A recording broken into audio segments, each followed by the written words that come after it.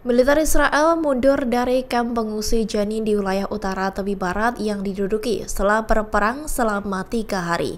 Pasukan Zionis mundur pada Kamis 14 Desember setelah kalah dalam melawan milisi Jenin. Adapun dari penyerangan tersebut mengakibatkan kematian belasan warga Palestina. Para saksi mata melaporkan bahwa ratusan warga mulai kembali ke kamp untuk menilai kerusakan di rumah dan harta benda mereka setelah operasi militer.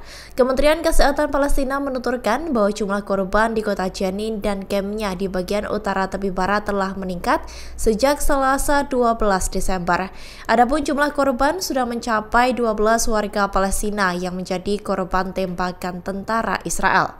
Sementara itu, jumlah korban jiwa warga Palestina di tepi barat sejak 7 Oktober meningkat menjadi 287 orang. Tentara Israel melancarkan operasi militer besar-besaran di Jenin dan kampnya dengan menghancurkan 20 rumah. Zionis juga menahan 700 warga Palestina di sana. Namun pejabat gubernur Jenin, Kamal Abu Al-Rub, menyebut mayoritas warga yang ditahan dibebaskan setelah diinterogasi selama berjam-jam.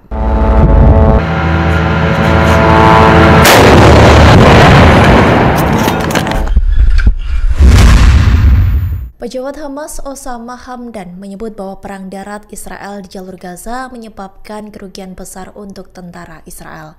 Bahkan kini ia menyebut Perdana Menteri Israel Benyamin Netanyahu sudah kalah perang. Dilansir dari Al Jazeera, Hamdan menolak diskusi seputar masa depan Gaza setelah perang. Ia menegaskan bahwa masa depan Gaza ada di tangan rakyatnya yang sabar dan para perlawanan. Hamdan juga mengatakan Gaza akan tetap menjadi bagian penting dari negara Palestina yang berdaulat penuh dengan Yerusalem sebagai ibu kotanya. Lebih lanjut, saat berbicara di konferensi pers di Beirut, Hamdan mengatakan jika Amerika Serikat ingin mengakhiri agresi Israel, maka Amerika Serikat harus berhenti memveto resolusi Dewan Keamanan PBB yang menyerukan gencatan senjata. Hamdan juga menyebut setiap tetes darah dari anak-anak, bayi, wanita, atau lansia adalah tanggung jawab Israel dan pemerintah Amerika Serikat. Diketahui, The Wall Street Journal menyebut bahwa invasi darat Israel ke Gaza tidak berjalan baik. Padahal dijelaskan perang tersebut menelan biaya yang mahal. Menurut militer Israel, sejak melancarkan perang darat, 115 tentara dan perwira telah tewas. Kemudian, sekira 600 lainnya terluka di Gaza. Jumlah korban itu disebut paling tertinggi yang pernah diderita tentara Israel dalam perang sebelumnya melawan Hamas di Gaza. Pejabat Hamas Osama Hamdan menuturkan bahwa Brigade Al-Qassam memenuhi janjinya untuk menjadikan Gaza sebagai kuburan untuk Israel. Hal itu diungkapkannya dalam sebuah pernyataan pada Rabu 13 Desember.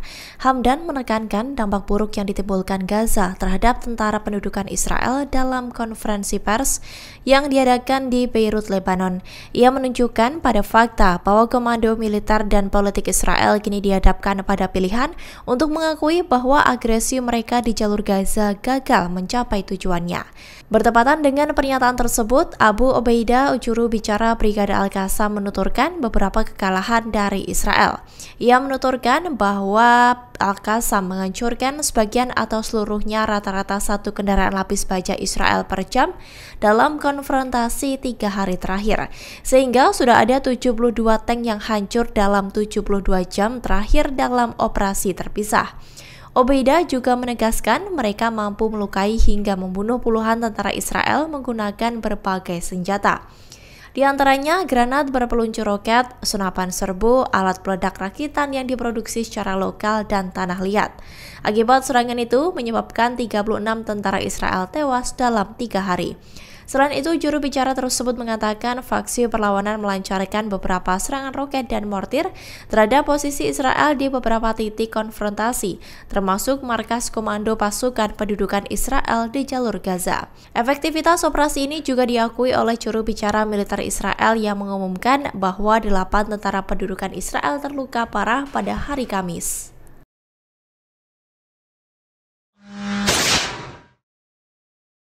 Angkatan Bersenjata Yaman mengumumkan bahwa pasukan lautnya menyerang sebuah kapal kargo yang sedang menuju ke arah Israel. Adapun serangan itu dilancarkan pada Kamis 14 Desember menggunakan sebuah drone.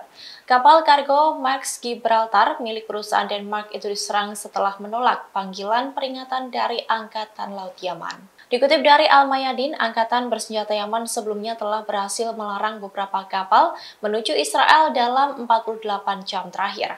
Satu di antaranya adanya Operasi Perdagangan Maritim Inggris atau UKMTO juga melaporkan bahwa mereka menerima laporan dari Yaman, di mana pihak yang menyatakan dirinya sebagai Angkatan Laut Yaman memerintahkan sebuah kapal untuk mengubah arah ke Yaman.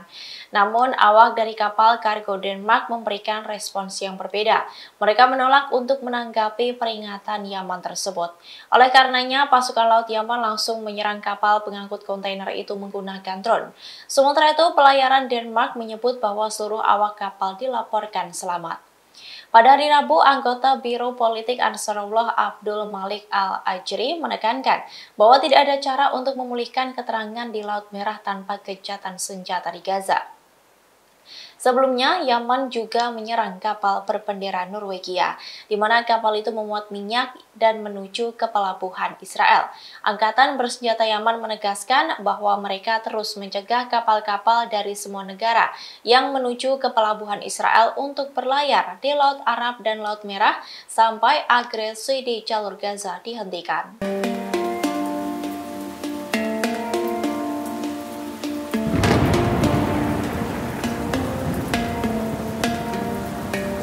Bicara Brigade Al-Qassam, Abu Ubaidah menuturkan bahwa penembak jitu Hamas berhasil menargetkan tentara Israel di seluruh Gaza.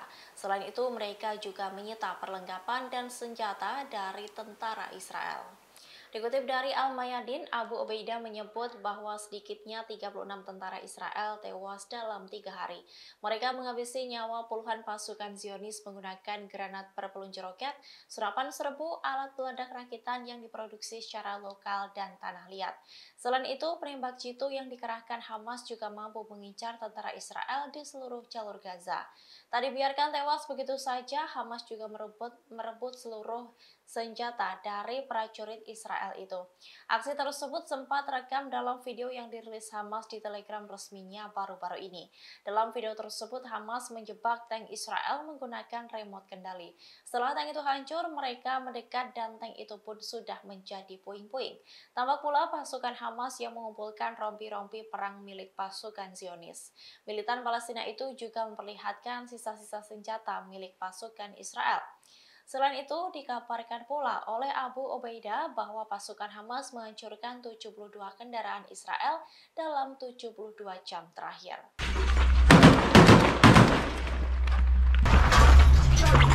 Israel secara tak langsung mengaku sulit untuk mengalahkan Hamas. Hal itu disampaikan oleh Menteri Pertahanan Israel Yoav Gallant di depan pejabat Amerika Serikat.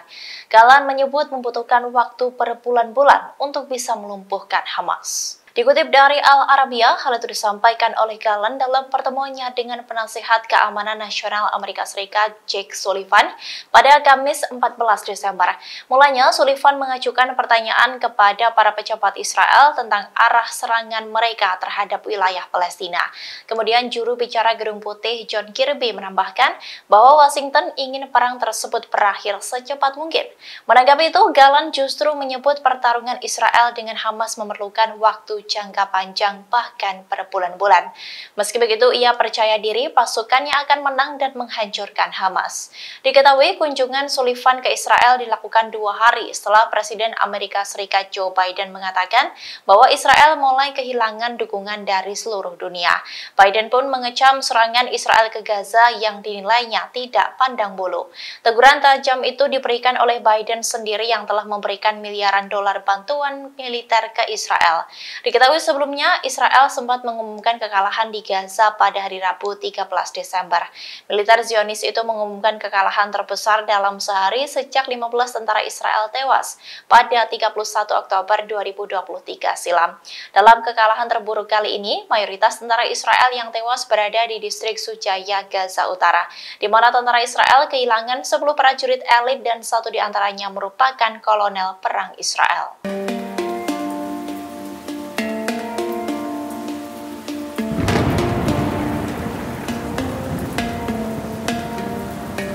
Warga permukiman di Metula, Israel kini menunjukkan rasa frustasi karena terus mendapat serangan dari pasukan Lebanon Hizbullah.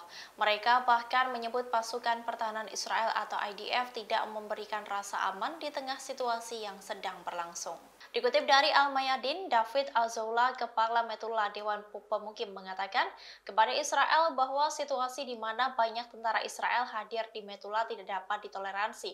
Al-Zoula menggarisbawahi bahwa menempatkan tentara Israel di dalam pemukiman bukanlah sebuah solusi, sebab pasukan itu tidak memberikan keamanan atau rasa aman di tengah situasi yang sedang berlangsung. Ia meminta kepada pemerintah Israel untuk memberitahu warga Metula terkait kebijakan yang akan dilakukan. Al-Zoula pun juga mengaku bahwa dirinya dan warga Metula kini sudah merasa frustasi.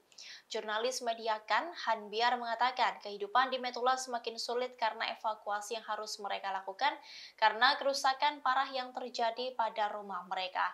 Hal itu dikarenakan permukiman Israel seperti Metula, Stula, Kiryat Shmona, dan lainnya yang berdekatan dengan perbatasan Lebanon selalu berada dalam jangkauan rudal Hizbullah. Insiden ini terjadi ketika para pejuang Hizbullah terus melakukan operasi melawan pasukan pendudukan Israel di perbatasan dengan Palestina yang diduduki. Aksi tersebut dilakukan untuk mendukung perlawanan Palestina di Gaza di tengah perang Israel yang sedang berlangsung di jalur Gaza. Download Tribun X sekarang, menghadirkan lokal menjadi Indonesia.